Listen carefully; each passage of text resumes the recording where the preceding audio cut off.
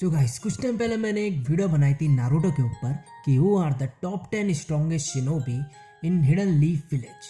और मेरे को वीडियो बनाने से पहले ही पता था कि कुछ हो ना हो, लेकिन कमेंट सेक्शन में दंगे फसाद जरूर होने वाले हैं। और जैसा मैंने सोचा था वैसा ही हुआ।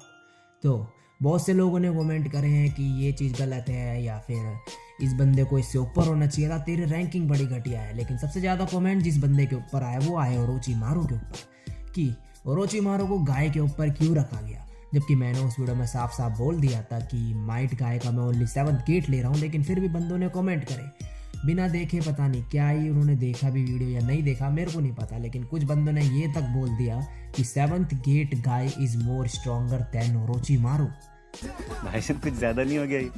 मतलब कुछ भी।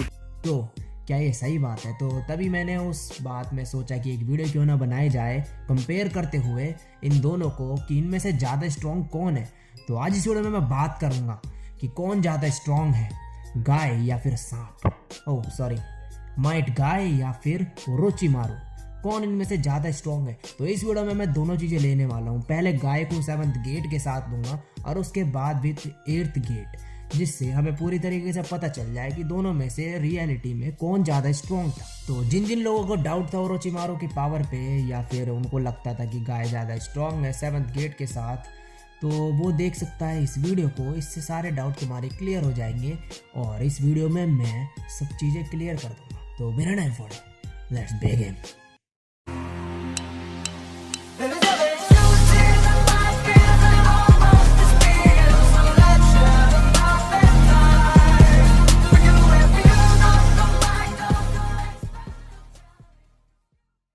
सो गाइस, सबसे पहले हम बात कर लेते हैं ओरोचिमारू और गाय की पावर से।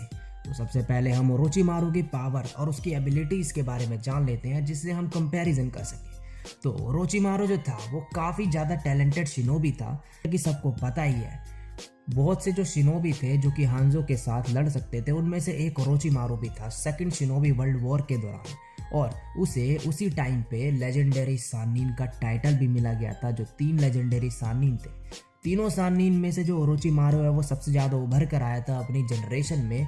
और यहाँ तक कि Hashirama Senju God of shinobi ने भी उसकी तारीफ करी थी जब इसने उसे रिएनिमेट करा था। ओरोचिमारू इतना ज़्यादा केपेबल शिनोबी था कि उसे 4th होकागे वो बन सकता था, लेकिन उसकी गलत इंटेंशंस की वजह से जो सारुटोबी है उसने मिनाटो नामिकाजे को 4th होकागे चुना और ओरोचिमारू को नहीं चुना। और जब ओरोचिमारू एक क्रिमिनल बन गया तो लोग उससे कांपते थे उसके नाम सुन के कि लेजेंडरी सानिन ओरोचिमारू आ गया, अब तो हमें भागना पड़ेगा, ये तो हमें सांप से कटवा देगा। हाँ, तो भाई क्रिमिनल बनने के बाद ओरोचिमारू का नाम हर विलेज में फैल गया कि लेजेंडरी सानिन ओरोचिमारू ये वगैरह वो सब। और इसी वजह से जो लोग हैं उसके नाम से भी डरा करते थे। और इसकी लर्निंग एबिलिटी की वजह से, मतलब जानने की इसकी जो इच्छा थी, क्योंकि इसे जो है इमोर्टल बनना था कि कभी मरे ना, और वो इसने करके भी दिखाया अपनी बॉडी पे। इतना इसने एक्सपेरिमेंट कर करके कि अब ये इंसान ही नहीं रह चुका है। तो बहुत सारी इसने नॉलेज इकट्ठा करने की जो अपनी जिज्ञासा थी उसको कम नहीं होने दिया, और नॉलेज इकट्ठा कर करके ये बहुत ही ज़्यादा नॉलेजेबल पर्सन भी बन चुका था और काफ़ी ज़्यादा स्ट्रॉन्ग हो चुका था ये कुछ ही सालों की मेहनत के बाद। चाक्रा रिजर्व की बात करी जाए तो ओरोचिमारू का जो चाक्रा रिजर्व है वो बहुत ही ज़्यादा है, और ये जो है ताइजित्सु में भी बहुत ही ज़्यादा स्ट्रॉन्ग है।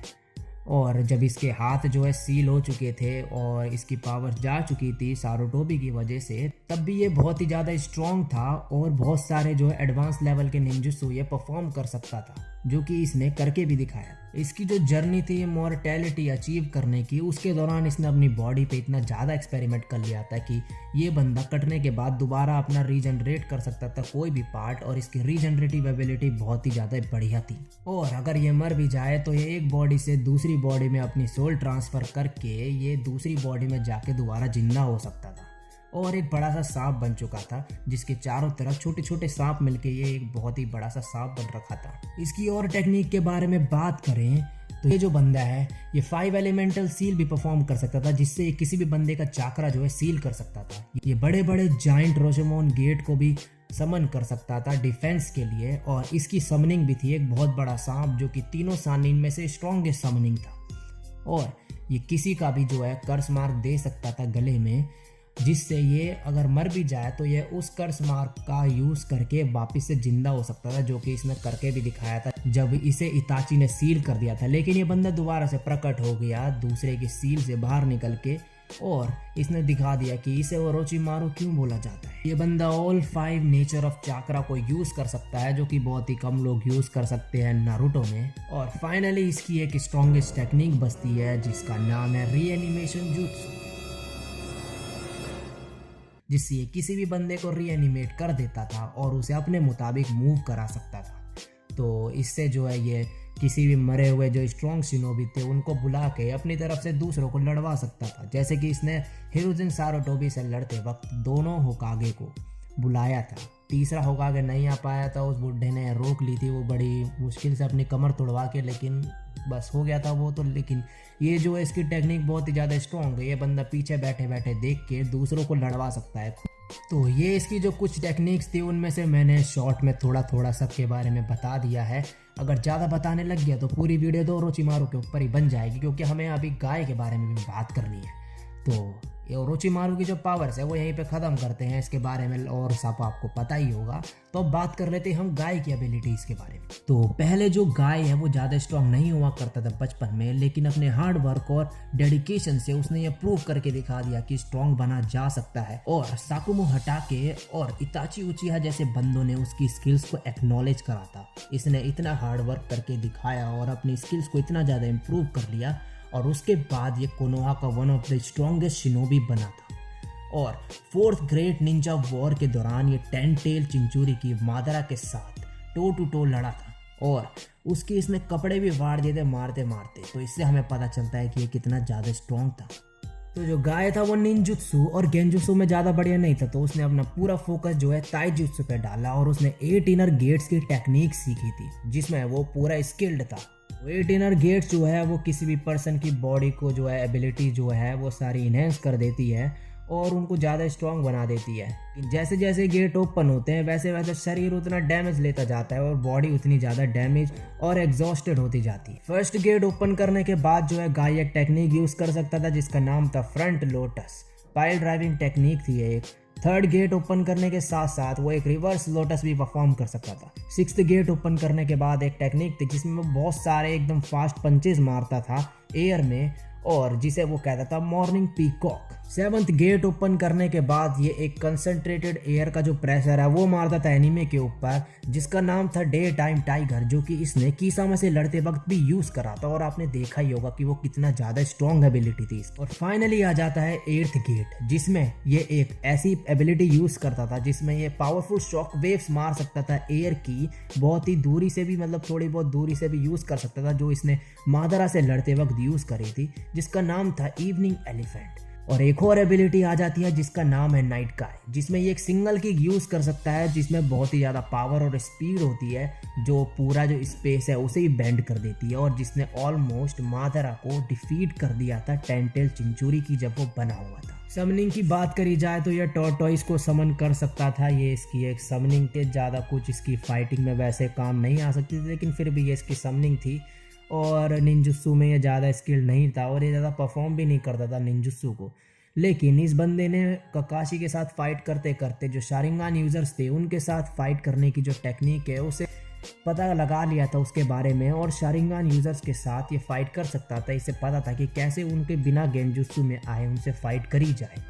तो ये बंदा थोड़ा दिमाग भी लगा लेता था, लेकिन पता नहीं कैसे ये लोगों के नाम भूल जाता था। Hi. Wait a minute. Who are you?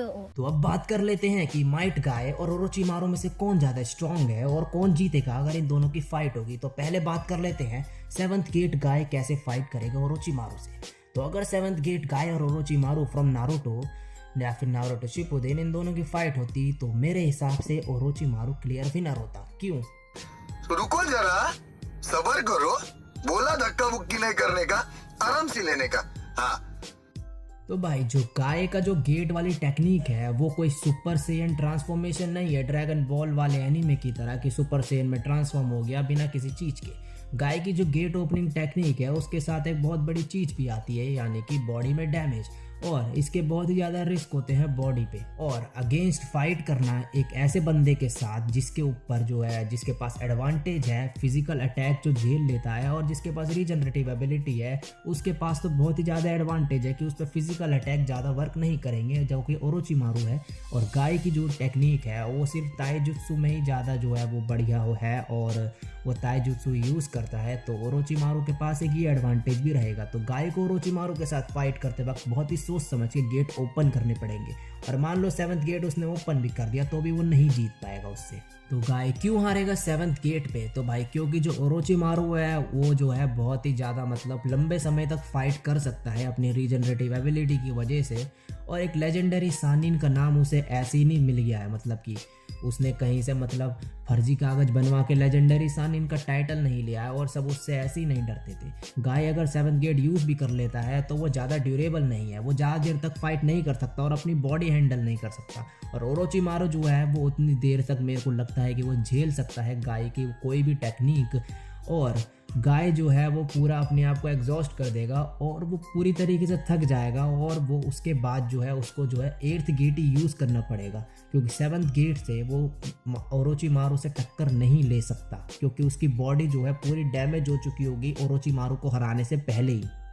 और भाई जो लोग भी ये समझते हैं कि 7th गेट गाय ने उसको हराया था किसामे को, तो भाई मैं एक चीज़ बता दूं कि किसामे के पास सामेहारा भी नहीं था। जिन 7 निंजा स्वॉर्ड्समैन को मिस्ट के जो वो थे 7 निंजा स्वॉर्ड्समैन, उन्हें बोला जाता था उनकी स्वॉर्ड की वजह से, और उस टाइम पे उस बंदे के बाद वो स्वॉर्ड ही नहीं थे जिसकी वजह से उसका इतना बड़ा नाम था। तो भाई वो फाइट ही किस बात की हुई? अगर किसामे के पास वो अपनी सामेहारा होती तो शायद उस समय कुछ और स्टोरी बन जाती, लेकिन अभी ऐसा एनीमे में नहीं हुआ तो उसके बारे में बात नहीं करते। तो गाय ने उसको हरा दिया और ओरोचिमारू जो है लोग कहते हैं कि उससे कमज़ोर है, तो भाई ऐसा कुछ नहीं है, ओरोचिमारू इतना कमज़ोर नहीं था। जिराया जो कि पेन के साथ इतने खतरनाक तरीके से लड़ा, जो कि किसामे से भी स्ट्रॉन्ग था, और ओरोचिमारू तो बल्कि स्ट्रॉन्गेस्ट सानिन का टाइटल मिल रखा है जिसे हिरोजन सारुटोबी भी सबसे ज़्यादा बढ़िया मानता था हर चीज़ में। तो वो जिराया से भी ज़्यादा स्ट्रॉन्गर होते हुए भी जो है, और उसे तुम कह रहे हो कि वो किसामे से ज़्यादा स्ट्रॉन्ग नहीं है, तो भाई ये सब बकवास चीज़ है। तो मैं आपको अभी एक एग्जांपल देता हूँ कि जो मेरी वीडियो पे कमेंट करते हैं वो किस तरीके से सोचते हैं, या फिर जो लोग नारुतो के पावर सिस्टम कंपेयर करते हैं वो किस तरीके से सोचते हैं। मान लो जैसे कि एक पर्सन है ए, उसने एक पर्सन है सी को हरा दिया, और एक पर्सन है बी जो कि सी से हार गया फाइट में। तो ये बंदे ये कहते हैं कि ए ने सी को हरा दिया और जो बी है वो सी से हार गया, तो इसका मतलब है कि ए बी को भी हरा देगा। तो भाई सीधी सादी बात है कि भाई हर बंदे की जो है पावर्स और एबिलिटीज़ अलग अलग होती है। ऐसे तुम किसी और की फाइट देख के किसी और को कंपेयर नहीं कर सकते। वैसे करा भी जा सकता है लेकिन कुछ हद तक। अब जैसे कि ओरोचिमारू है, उस पर जो है फिजिकल अटैक ज़्यादा वर्क नहीं करेंगे, मतलब उसके पास एडवांटेज रहेगा फिजिकल अटैक के ऊपर, तो तुम उसके साथ किसी और की फाइट देख के उसकी पावर कंपेयर नहीं कर सकते किसी और से। और अगर यही तुम्हारा लॉजिक है तो भाई एक और एग्जांपल देना चाहूँगा। जब ओरोचिमारू ने चुनिन एग्जाम के दौरान हिडन लीफ विलेज पे अटैक करा था, तो तब आंको ने सारुतोबी से बोला था कि अगर सिर्फ 4th होकागे यहाँ पर होते तो शायद वो उससे फाइट कर सकते थे। तब हिरोजिन ने बोला था कि मुझे नहीं लगता कि कोई भी इस विलेज में इतना ज़्यादा स्ट्रॉन्ग है जो ओरोचिमारू से इस वक्त फाइट कर सकता है। और वो चीज़ 13 साल पहले की बात थी जब तुम कह रहे हो कि मिनाटो उससे फाइट कर सकता था। मतलब यहाँ पर जो है हिरोजिन सारुटोबी को डाउट था कि अगर मिनाटो भी यहाँ पर मौजूद होता तो भी उससे जो है ओरोचिमारू से लड़ने में इतनी आसानी से वो उसे नहीं हरा पाता, क्योंकि ओरोचिमारू 13 साल से अपनी कड़ी ट्रेनिंग कर रहा है और नॉलेज ले रहा है हर जगह से इकट्ठा कर करके, और वो 13 साल पहले वाला ओरोचिमारू नहीं है अब। उसने यहाँ तक ये भी बोल दिया था कि मैं भी शायद उसे फेस ना कर सकूं। तो अगर गाय का 7th गेट इतना ज़्यादा स्ट्रॉन्ग था या फिर गाय इतना ज़्यादा स्ट्रॉन्ग था, तो हिरोजिन सारुटोबी ने ये क्यों बोला कि इस विलेज में ऐसा कोई नहीं है जो ओरोचिमारू से फेस कर सके, उससे डिफीट कर सके। और अगर तुम अपने आप को इतना बड़ा नारुतो फैन कहते हो तो आपने ये नोटिस करा ही होगा, और नहीं करा है तो जाके दोबारा नारुतो देखो और फालतू का यहाँ पे ज्ञान मत पे लो।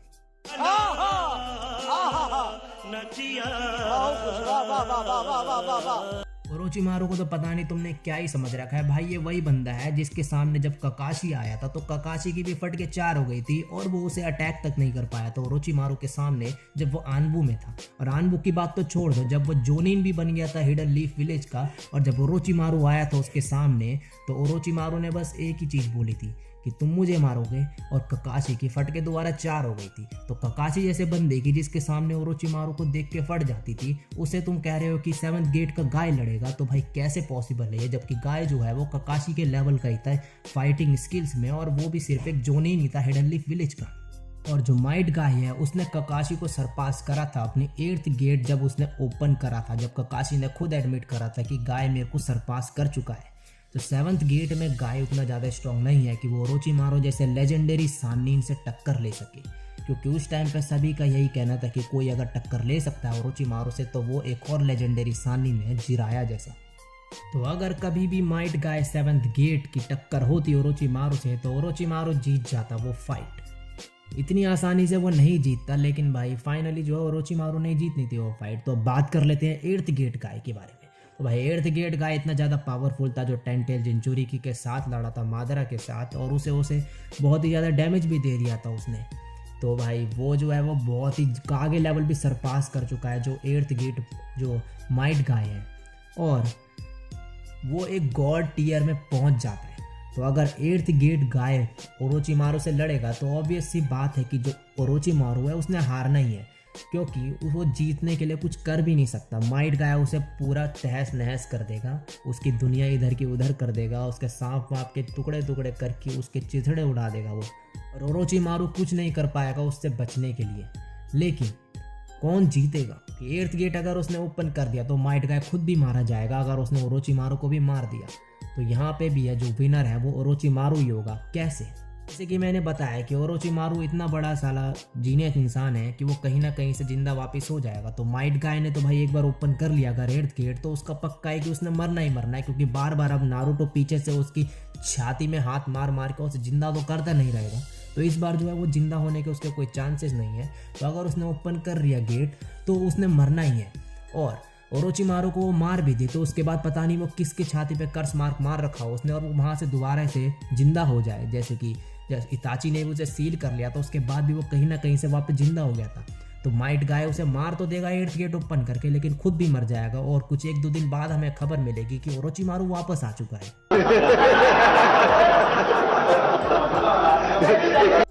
तो 2 पॉसिबिलिटीज हो सकती है। पहली जो मैंने आपको बताई कि माइट गाय ओरोचिमारू को मार देगा 8th गेट ओपन करके, लेकिन ओरोचिमारू कहीं ना कहीं से दोबारा वापस आ जाएगा, अगर उसने अपने कहीं भी छोटी सी निशानी भी छोड़ी होगी, जैसे कि कर्स मार्क से वापस आ गया, कहीं से रीजनरेट हो गया, उसने कुछ एक्सपेरिमेंट कर रखा हो। तो पहली पॉसिबिलिटी ये हो सकती है, इसमें माइट गाय मारा जाएगा और ओरोचिमारू जिंदा हो जाएगा दोबारा, तो इसका मतलब है कि ओरोचिमारू जीता माना जाएगा। दूसरी पॉसिबिलिटी ये हो सकती है कि ओरोचिमारू कहीं ना कहीं से भी रीजनरेट ना हो सके, वापस से जिंदा ना हो पाए, और माइट गाय उसे मार दे, तो माइट गाय भी मारा जाएगा। तो इसमें इन दोनों की जो फाइट है वो ड्रॉ मानी जाएगी, क्योंकि दोनों के दोनों मारे जाएंगे। तो बेस्ट पॉसिबिलिटी ये हो सकती है कि इन दोनों के बीच में ड्रॉ हो जाएगा। 8th गेट ओपन करेगा जब माइट गाय, वैसे ड्रॉ ही बोला जाएगा क्योंकि माइट गाय खुद भी मर जाएगा मार के। वैसे लोगों की नज़रों में माइट गाय जीता माना जाएगा क्योंकि वो उसे अपनी एबिलिटी से हराएगा। तो अब ये भी कह सकते हो कि 8th गेट माइट गाय जो है ओरोचिमारू को हरा देगा, लेकिन फिर खुद भी मारा जाएगा। तो यही 2 पॉसिबिलिटीज़ हो सकती है। तो 7th गेट गाय जो है वो ओरोचिमारू को नहीं हरा सकता, लेकिन 8th गेट हरा सकता है, और उसमें भी कुछ चांसेस नहीं है क्योंकि ओरोचिमारू कहीं ना कहीं से जिंदा हो सकता है, वो मैंने आपको बता दिया। तो अब शायद आपके दिमाग का कूड़ा कचरा ठीक हो गया होगा, क्लियर हो गया होगा कि 7th गेट गाय और ओरोचिमारू में कौन स्ट्रांग है, और 8th गेट गाय और ओरोचिमारू में कौन ज़्यादा स्ट्रांग है। तो आई होप कि आपके सारे डाउट क्लियर हो गए होंगे। मैंने इसमें कुछ ज़्यादा ज्ञान पेल दिया है दोबारा से, और वीडियो बहुत ही ज़्यादा लंबी खींच चुकी है, तो और ज़्यादा लंबा ना खींचते हुए मैं इस वीडियो को यहीं पे ख़त्म कर रहा हूँ। तो आपको ये कंपैरिजन किस हद तक सही लगा वो नीचे कमेंट करके बताना, और अगर ये कंपैरिजन वीडियो आपको अच्छी लगी है, हु इज़ स्ट्रॉन्गर वाली जो वीडियो है, तो आप चाहते हो कि मैं और भी ऐसी वीडियोस बनाऊं नारुतो कैरेक्टर्स के ऊपर कि कौन ज़्यादा स्ट्रॉन्ग है, तो नीचे कमेंट करके मेरे को बता दो। मैं और भी कैरेक्टर्स के ऊपर बना दूंगा, उनकी पावर और एबिलिटीज़ कंपेयर करवा के कि कौन ज़्यादा स्ट्रॉन्ग है। तो वीडियो अच्छी लगी हो तो लाइक कमेंट शेयर कर देना, चैनल पे पहली बार आए तो सब्सक्राइब कर देना और घंटे के बटन को दबा देना। आज के लिए बस इतना ही, मैं मिलता हूँ नेक्स्ट वीडियो में, तब तक के लिए सायोनारा और बाय।